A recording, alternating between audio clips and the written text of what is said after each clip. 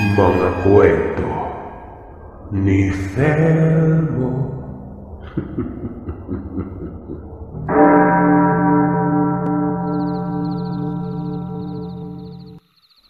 Isang mapagpalang araw, Sir Seth. Gayon din sa mga tagapakinig nyo. Tawagin niyo na lamang po ako sa pangalang Kenneth. Taga-Bago, Negros Occidental. Gusto ko lang sanang magbahagi ng kwento patungkol sa karanasan ng lolo ko noong kabinataan pa nito. Rekta tayo sa pangalan niya. Guerrero. Ayon sa kwento ay nasa huling mga taon umano ito ng dekada 70 at nangyari sa isang sitio sa isla ng Panay. Itong si Guerrero ay wala ng mga magulang. Ang nagpalaki sa kanya ay ang kanyang lolo. Pero noong nagbinata na si Guerrero ay namatay naman ang abuelo niya. Kaya ayon, mag-isa na lamang talaga sa buhay. Bagamat naging ganoon ay kaya namang itaguyod ni Guerrero ang sarili. Hindi ito nakapagtapos ng high school pero masipag at kung ano-ano na lamang ang pinagkakaabalahan. Kung ano-anong racket basta marangal lang. Nasa 18 taong gulang siya na mangyari ang karanasang ito. Kuminsan nagtitinda po siya ng ice buko. Nakakarating sa kahit saan at kung sino-sino ang nakakasalamuha. May mga pagkakataon din na nagpapasuhol si Guerrero sa pagbubuhat ng troso na siya namang ginabas sa liblib. Dinadala umano ang mga troso sa tabi ng kalsada. Usong-uso ito noon sa kanila sa bukiran lang ng San Rafael. Ginagawa umanong tarima ang mga kahoy. Yun bang mating para kargahan naman ng mabibigat na bagay at ginagamit ang mga ito sa pier ng Iloilo. Hindi naman ganoon kalaki ang mga troso. May sukat at sakto lamang talaga kapag ginawan ng tarima. Hanggang sa may nakapag-alok sa kanya na napakasimpleng trabaho nun. Pagbabantay lamang umano ng lupain. Na siya namang may mga tanim na mga iba't ibang prutas. Niyog, rambutan, kape, kakao at marami pa. Bukod pa dyan ay may hindi din prutas kagaya ng mahogany at himelena. Walang pagdadalawang isip na pumayag si Guerrero. Itong nakapag-alok sa kanya ay yun din ang may-ari ng nasabing lupaing ito. Pangalanan natin itong Sir David. Kaso nga lang, bukid na bukid umano ito at bihira lamang ang mga tao. Ito lang at sa gitnang panayon. Hindi ko na lamang babanggitin ang eksaktong lugar bilang reputasyon na rin at iwas katatakutan. Basta, isang sitio ito sa gitna ng Panay. Given na naman na malayo talaga mula sa lugar nila. Yung mga sasakyan noon bihira din. Kalimitan puno pa. Ang kinagandahan lamang ay hindi nagdala ng maraming gamit si Guerrero dahil ayon sa kanyang amo, kompleto ang mga gamit doon. Ang bitbit niya lamang noon ay halos kalahating sakong bigas at mauulam. Para na rin ito sa mga unang araw na paninirahan. May bag din siya ng mga sabon at ilang personal na kagamitan. May mga mauulam din sa lugar kapag masipag si Guerrero. Pwede umanong mangaso. Pwedeng manggulay din. May baril doon umano at tinuro lamang sa kanya kung saan nakalagay. Nasa ilalim umano ito ng higaan. May tablang nakatabon. Kung sakali umanong may mga pasaway ay huwag matubiling itaboy ito kasi nga nasa loob ng lupain at ang amo na daw ang bahala nun. Kumbaga, kapag may mga loko-lokong trespassing, pwede niya daw paputukan.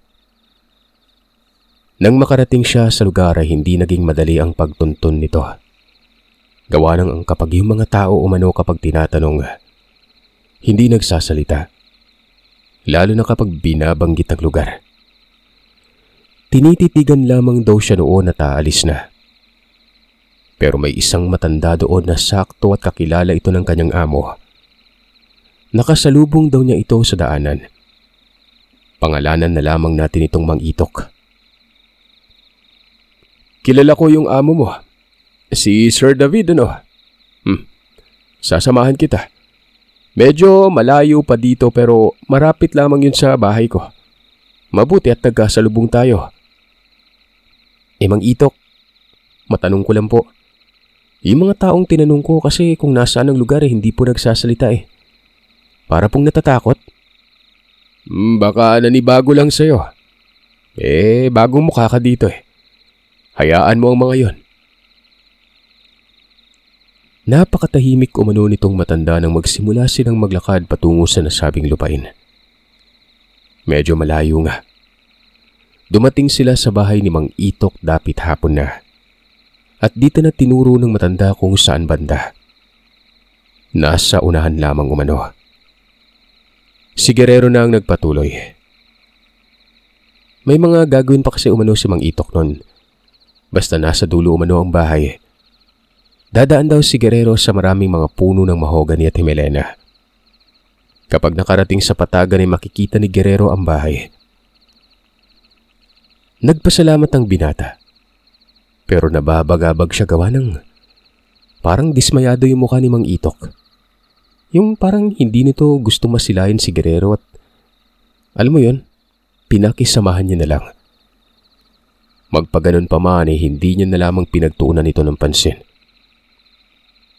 May bakod na gawa sa barbed wire. Sira-sira na mga ito. Nakikita ni Guerrero noon ang mga puno ng mahogany. Bali na sa padahilig na lupa ito at ang ibaba ay mga puno ng kakawang naroroon. Batid niyang ito na nga ang lupain. Nabanggit naman sa kanya ni Sir David kung anong klaseng mga pananimang nakalatag sa lugar. Pagkababa niya ay may panakanakang mga puno ng himelena. Tapos sa unahan, isang palapag na bahay.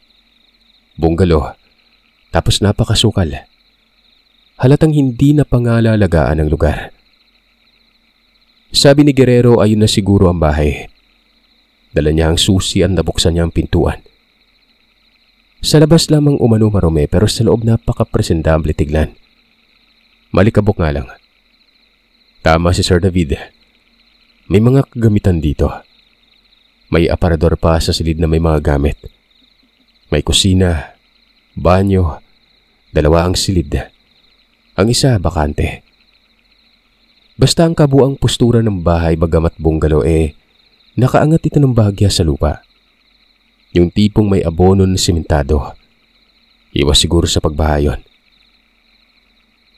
Malaki siguro yung naging gastos kahit pakaraniwang bahay lang kasi nga malayo ang kalsada. Ang pagbuo daw noon ay hindi madali. May beranda at may tangki din sa silid na kung saan may sandayong mula sa bubungan. Tubig ulan ang laman nito. Bukod pa dyan ay may balon din sa may unahan. Nasa lilim ito ng puno ng akasya. Maliit na kasya lamang ito. Sa mga sandaling ito ay hapon na talaga kaya nakapagpasya na lamang siyang linisin ng loob imbis ang sa labas. Ipagpapabukas niya na lamang umano ang nasa paligid nun. Uunahin niya ang matutulugan at makakainan. May mga panggatong din naman umano. Inaanay na mga ito sa ilalim ng abuhan. Unang gabi niya sa bahay na yon. Pagod at talagang walang ibang naiisip kung hindi magpahinga. Nagsaing ito at nag-ihaw ng tuyong isda. Ginabi na siya noon sa paghahanda. Matapos kumain ay lumabas si Guerrero. Doon sa may likod siya, bitbit niya ang maliit na gasera at maliit na balde. Napakabaho umano. Hindi niya alam kung bakit ang baho. Samantalang kaninang maliwanag pa ay hindi naman ganon. Nagtungo ito sa balon. Nagsalok ng tubig. Pero noong papabalik na sa bahay ay may nakita umano siyang tao. Isang babaeng nakatayo sa gilid ng puno ng akasya. Inangat niya ang ilaw.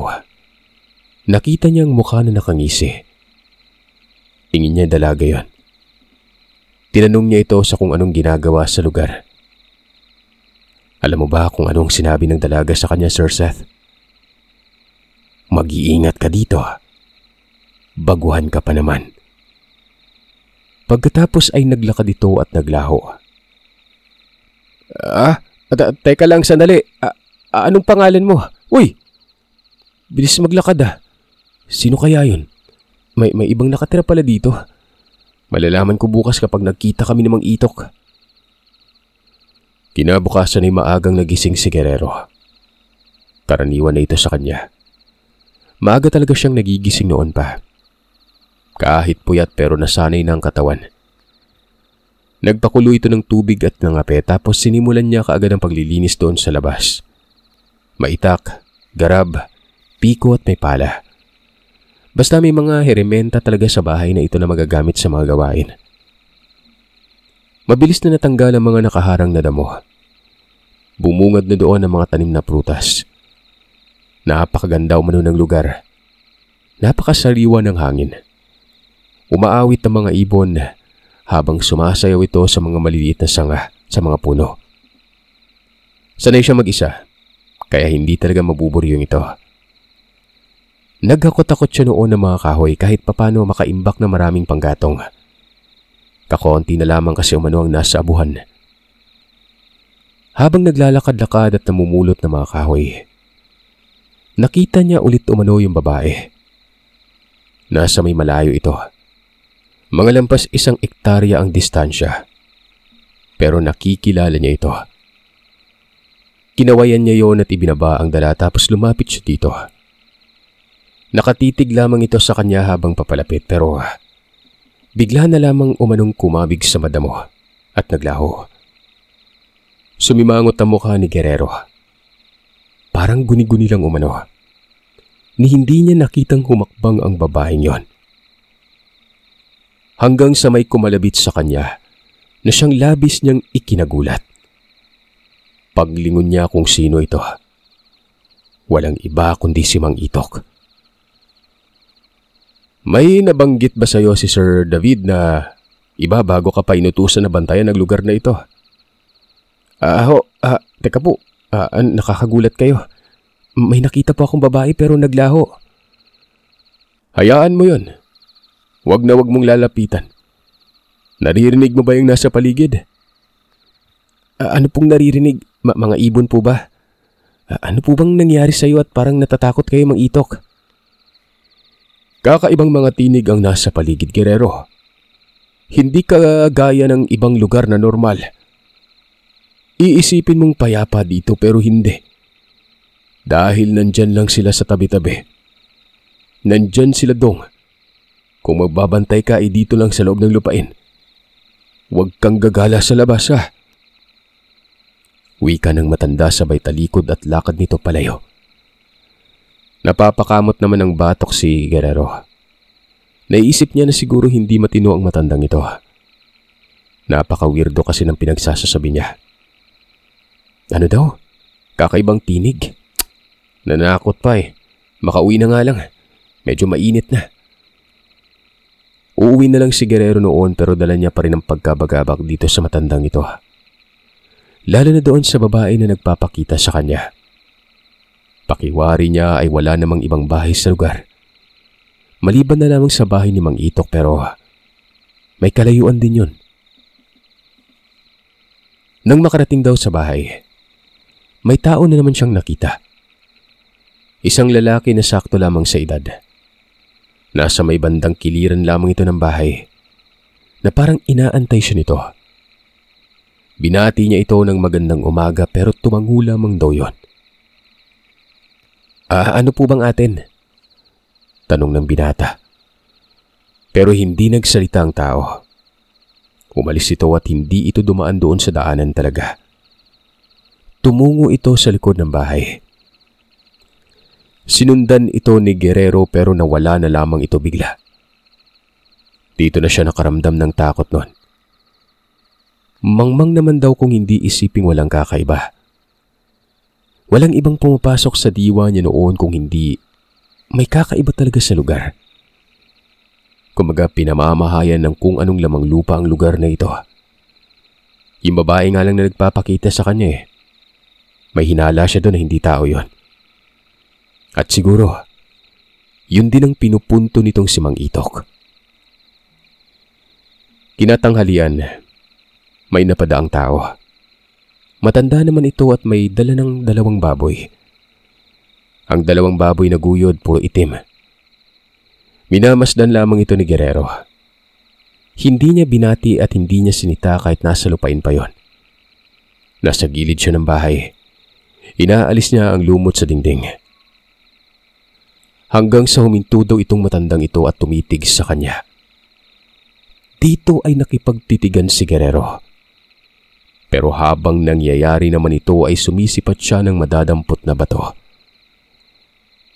Kahit yung kasing nakita niya ay maligno agad yung naglalaro sa isipan niya.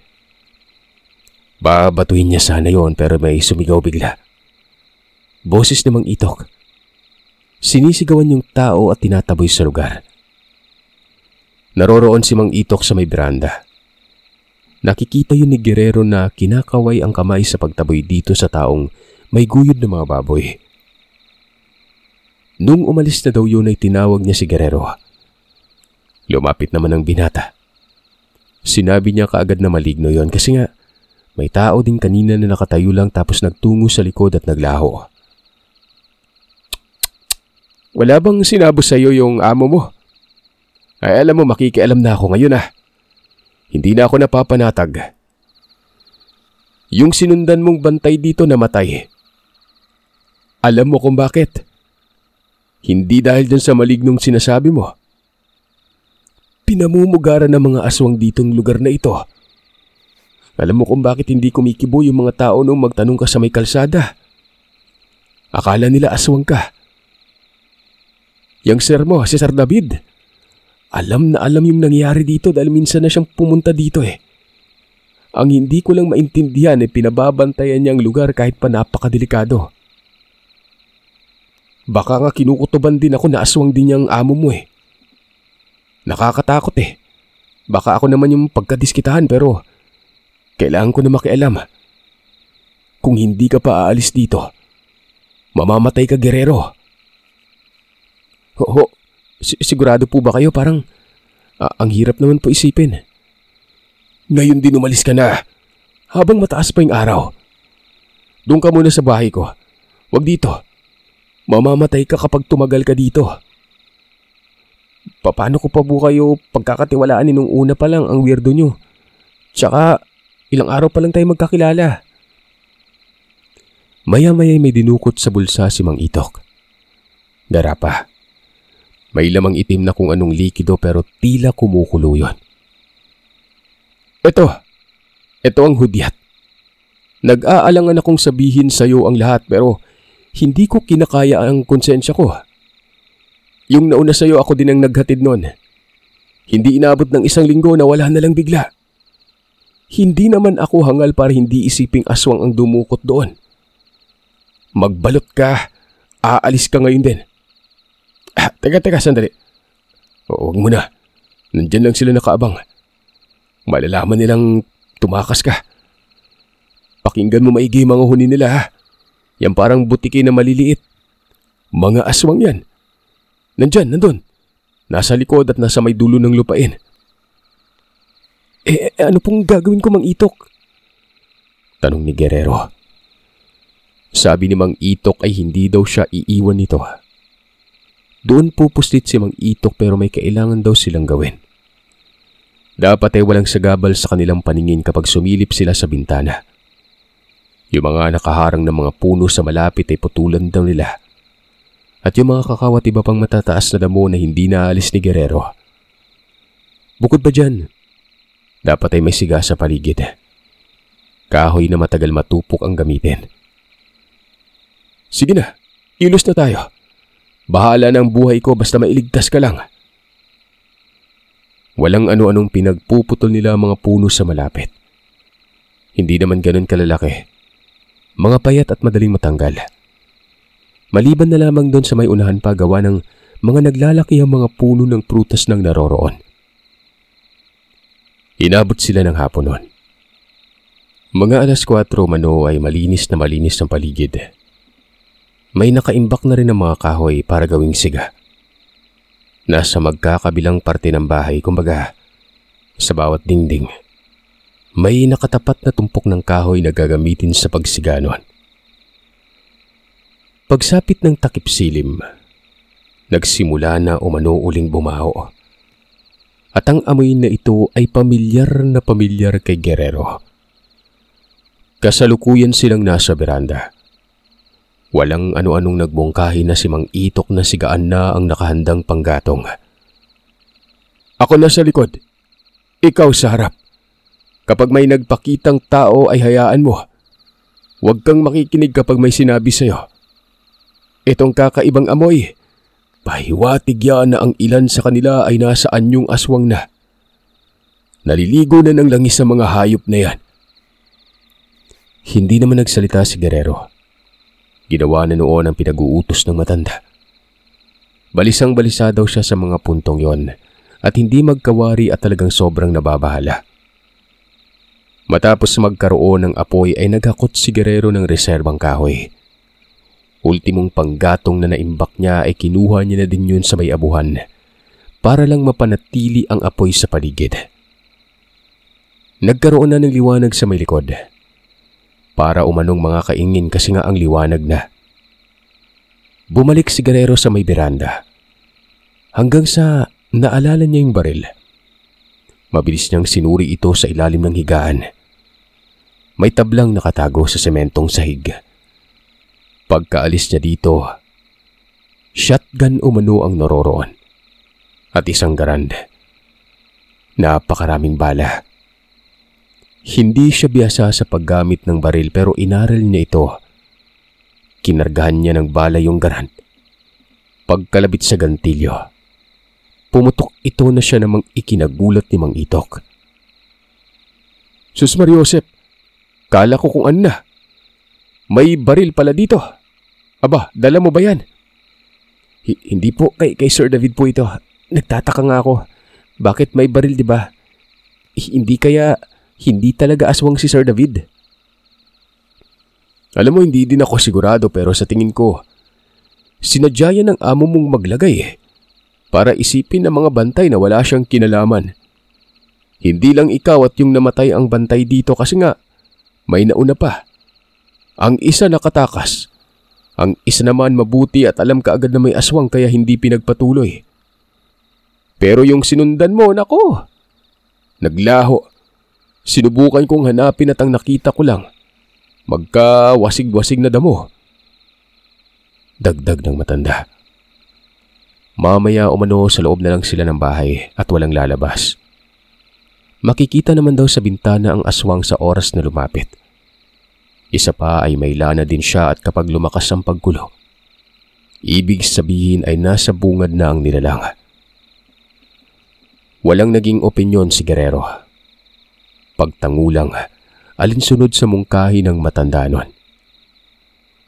Maya-maya, bago pa tuluyang pumuslit sa loob ay dinagdagan muna nila ng kahoy ang siga. Tapos doon sila sa sala nakasilip sa bintana. Hindi nagtagal ay nawindang si Guerrero sa kanyang nakita. Dalawang tao na gumagapang sa lupa. Parang gagamba. Nakaangat ang tuhod at siko. Nakasayad ang dibdib sa lupa. Napakaitim mo umano nun. Nanlilimahid umano sa langis na kulay itim. Basta, parang naligo ng langis sa motor. At ang mga mata, pulang-pula. Lumapit ito sa may bintana. Walang ano-ano namang pinaputukan ni Guerrero yon. Para umanong asong binato ito ng tumama ang bala. Umatungal, gumapang ng mabilis palayo. Yung isa, nawala. Parang lumundag sa bubungan kasi nga lumalangit-ngit nga ang bubungan nun. Pastilan, sabi ko na nga ba, papatayin ka talaga pero hindi makakapasok yan dito. Pulido ang bahay na ito. Maliban na lang kung dagsain tayo ng marami. Lumipat ng pwesto si Guerrero. Nagtungo ito sa may silid. Ito yung bakanting silid na malapit sa beranda. May nakita siyang isa. Mahaba ang buhok. Natatandaan niya ang suot na damit. Walang iba kung hindi ito yung babaeng nagpapakita sa kanya. Abuhin kasi ang damit noon. Nasa may gilid ng tangke. Tapos gumapang ito paakyat sa may itaas. Lumipat sa kusina si Guerrero tapos sinilip niya sa bintana doon. Naroroon sa itaas ng tangke itong babaeng aswang. Inasinta ito ni Guerrero at pinaputukan. Tinamaan daw sa may ulo. Kitang-kita niya umano ang paggalaw ng buhok at nalaglag yon. Walang ano-anong binuksan ni Guerrero ang pinto sa likod. Merong malaking tao umano. Isang lalaking nakatuwad tapos nalilisik ang mga mata. Basta, malaki umano ang tiyan ng aswang na yon. Bigla itong sumunggab. Mabuti na lamang at kaagad nakapasok sa loob si Guerrero at sinara ang pintuan. Ano bang nakain mo at lumabas ka? Tinamaan ko sa ulo yung babae.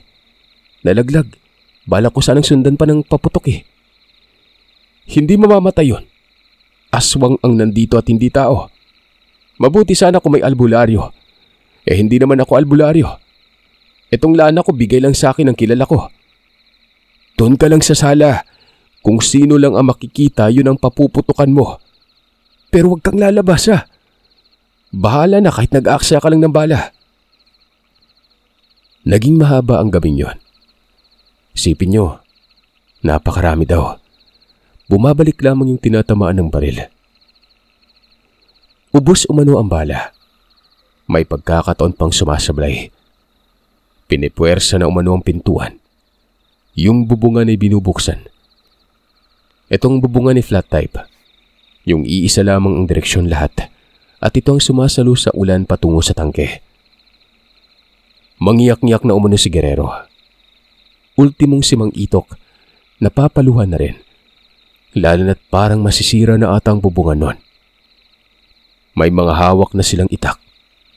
Kung sakaling makapasok, kahit dihado ay lalaban daw talaga sila. Hindi man umano sigurado ang kaligtasan nila pero at least lumalaban umano ng patayan. Hanggang sa nagmungkahi ang matanda na magsiga daw sa abuhan si Guerrero. Nagsiga naman ito gamit ang kakarampot na panggatong. Matapos magkaroon ng apoy, binuhusan ito ng konting lan ni Mang Itok. At doon ay nagpulasan umano ang mga aswang. Parang mga pusa itong natapakan. Umatungal pang ilan. At biglang natahimik ang lugar.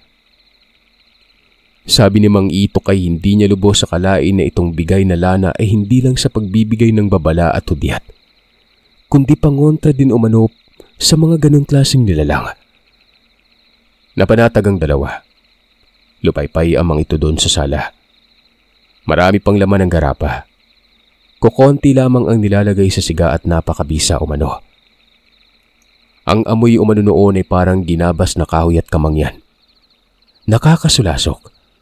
Ultimong sila Guerrero ay napapasimangot sa amoy nito. Mamayang madaling araw sisipat tayo dito ha. Paano po kung bagatin tayo? Mahirap naman maghanda ng siga, di ba? Subukan lang natin. Baka makalusot. Kesa naman dito sa bahay na ito mamamatay. Alam kong bukas kahit may araw dadalaw ang mga yan. Hindi na nagsalita si Guerrero. Hindi sila natulog. Bagamat wala na ang mga nilalang malapit sa bahay pero naririnig pa rin nila ang huni. Ayon kay Guerrero noon ay magkakaibang huni umano. May butike, may langit-ngit ng kawayan, may agos ng gripo, may kulisap, unggoy, at parang may malaking ibon. Siyempre naroroon pa rin ang amoy na napakabaho. Parang ang nasanay na lamang umano si Guerrero. Pagsapit ng mga 2:00 ng madaling araw, kumalampag na naman umano ang bubungan. Parang binabato ng malaking bato. Paulit-ulit yun na siyang nagpapapitlag sa dalawa. Sabi naman ni Mang Itok, hayaan lang basta, wag lang daw silang malilingat. Hanggang sa may nagsalita. Boses lalaking matanda. Napasilip ang dalawa sa may bulwagan dahil nasa biranda yon. Ang siga noon na hindi na ganoon kalawak ang natatamaan. Itong tao na nagsasalita, nasa may upuan ng biranda na kapatong. Itok, pinili mo pa talaga makialam. Payapa ka namang nakatira sa lugar ng walang gumagambala sa'yo. Kung pinaubaya mo na lang sa amin yan walang mangyayari sa'yo. Ngayon tila isasama ka na namin sa pagkatay. Erning, sino ang nagsabi na payapa ako? Araw-araw may nakamasid sa akin at alam kong nag-aantay lang ng pagkakataon. Hindi lang kayo makalapit kasi may tangan akong lana. Walang hiya kayo mga aswang kayo. Salot! Yung matandang aswang na nasa biranda. Ito po daw talaga ang katanyagan niya. Tandang Erning. Totally wala naman na ito kasi nga namatay na daw yun. Pwede nang sabihin ang totoong pangalan.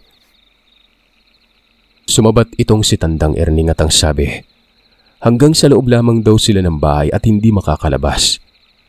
Kahit pa umano may araw ay babantayan nila ang lugar hanggang sa maubos umano ang lana. May katapusan ang bawat bagay, Itok. Sa tingin mo kapag naubos yan, ano kaya mangyayari? Isang pagdiriwang sa amin yan, tama ba? Tama ka dyan, Erning. Pero bago mo makuha ang bawat buhay namin ay makakatikim muna kayo ng subok. Paghihirapan niyo muna bago ang lahat. Nakasilip daw si Guerrero sa may siwang nun. Yung aswang ay naglalakad-lakad ng pabalik-balik sa upuan sa may beranda. Hanggang sa bigla daw itong naglaho. Ayoko pang mamatay, Mang Itok. Gusto ko magkaroon ng pamilya. Alam ko yan. Pero sana gabayan tayo ng Panginoon. Sana dinggin ang panalangin ko at may rumisponde sa atin. Nang malapit na umanong magumaga, naghanda na silang dalawa. Tag-iisang tangkil na itak. Nagpahid din ng lana mula sa garapa. Pagputok ng bukang liwayway, walang ano-anong binuksan ng pintuan, tapos sirit kaagad sila ng takbo. Itong si Mang Itok kahit matanda na ay napakabilis umano tumakbo, Sir Seth. Nagkanda-dapa-dapa si Guerrero. Medyo madilim pa at nauuna sa kanya si Mang Itok. Hanggang sa makarating daw sa bahay ng matanda. Dito ay pansamantala silang nagpahinga nun. Mas ligtas umano doon kesa naman sa bahay na pinupuslitan ng bata sa lupain ito. Maliit lang ang bahay ng matanda pero gawa sa semento ito na kwadrado. May beranda, may rehas na kawayan. Bagay na sa postura pa lamang ng bahay. Malakas na pader na. Mamayang tanghali aalis tayo kaagad. Napakalayo pa naman ng kalsada. Kanina noong nagtatatakbo tayo may sumusunod yung babae. Tapos nang dumating tayo, napansin mo sa gilid, may dalawa dyan. Hindi makalapit dahil sa lana ko. Bakit hindi na lang ngayon, Mang Itok? Bakit antayin pa natin yung tanghali? Gaya ng sinabi ko, malayo ang kalsada. Gagawa muna ako ng lana. Dadagdagan ko lang yung laman nitong garapa. Kunin mo yung 7 niyog dyan sa may beranda. Kayurin mo. May kudkuran naman sa ilalim ng abuhan. Pagod na daw si Guerrero. Nakakaramdam na umano siya ng pagkahilo nun. Nagsusuka pa dulot ng nerbiyos. Pero kasi, laban na ng buhay ito eh. Hindi daw umano dapat sumuko. Ginawa at sinunod niya ang inutos noon ni Mang Itok. Habang nangyari ito ay panay sabi ng matanda na huwag patakan ng pawis ang sapal o kinudkud na niyog. Ito din ay batay sa sinabi sa kanya nung kaibigang albularyo. Dahil sa oras na mampatakan umano ng pawis ay hindi magkakaroon ng bisa ang lanang himag kapag dinagdagan. Naging madali lamang yon. Naisalang kaagad ng gata. Ilang mga sandali lang ay nangangamoy lana na sa loob ng bahay. Tapos na sa gawain si Guerrero. Naroroon siya sa may pinto na nakaumang sa may beranda.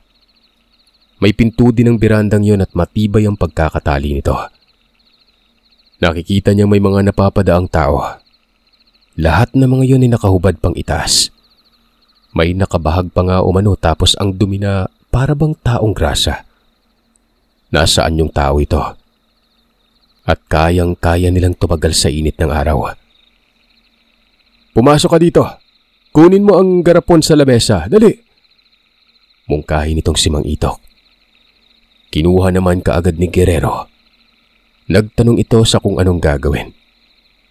Ayon kay Mang Itok ay ilipat daw sa pinggan ng asukal na laman ng garapon.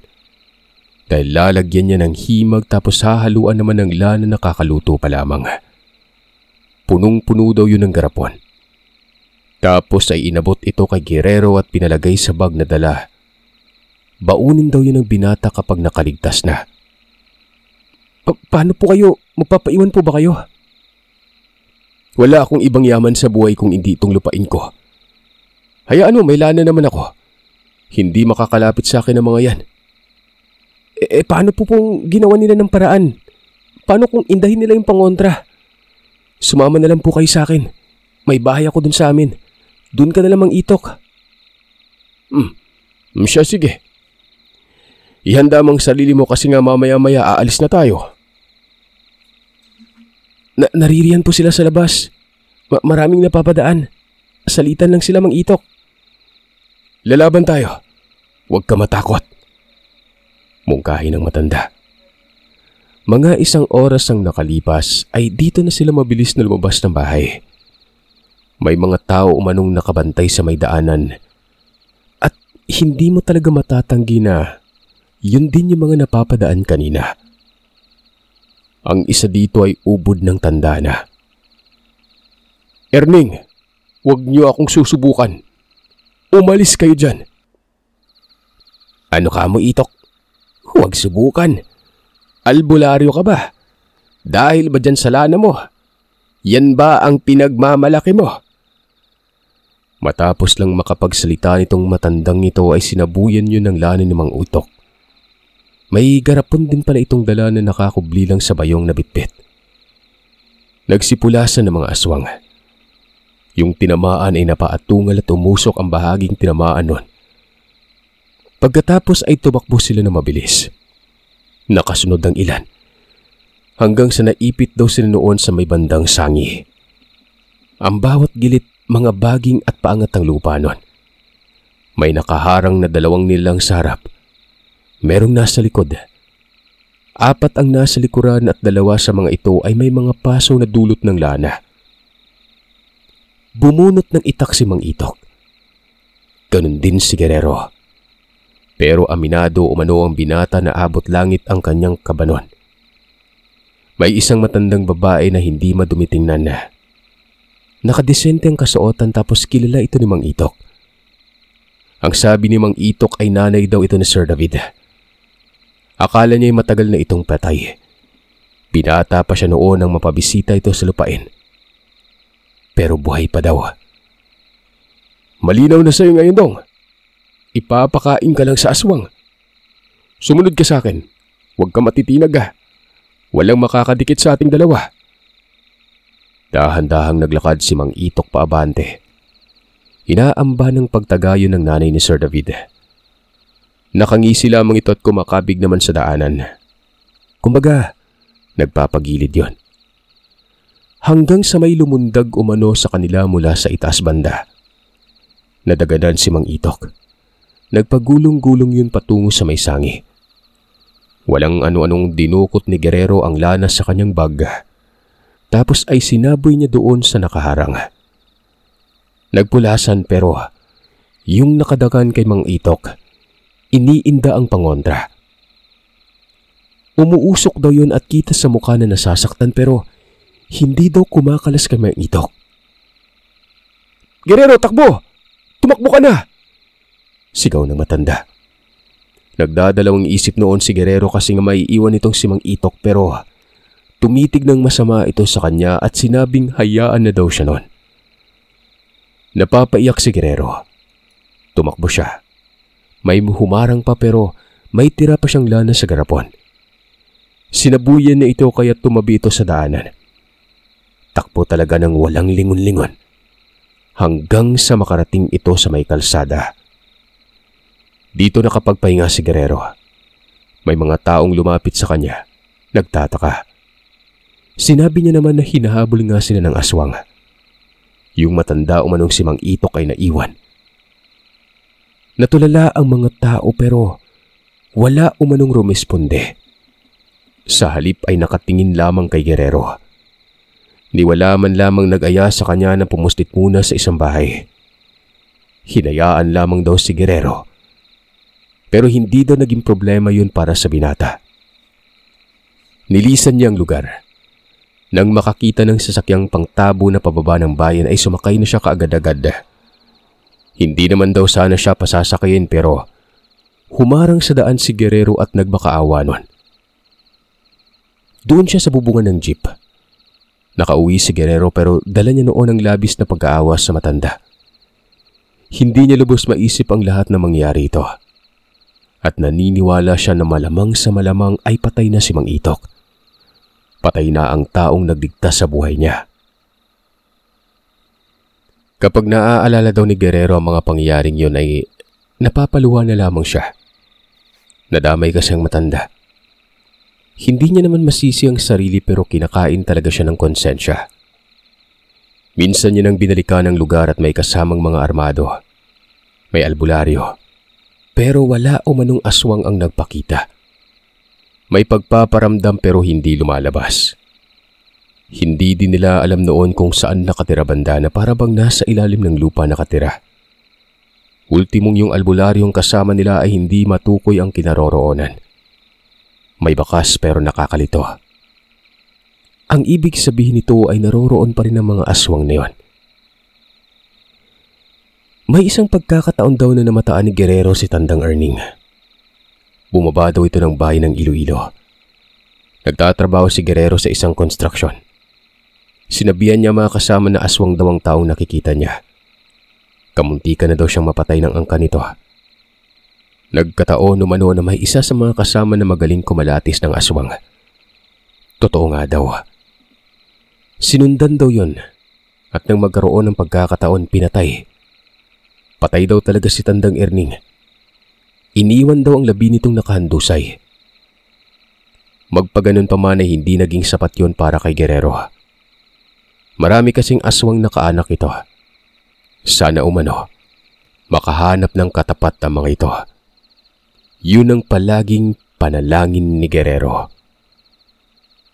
Ang lolo ko.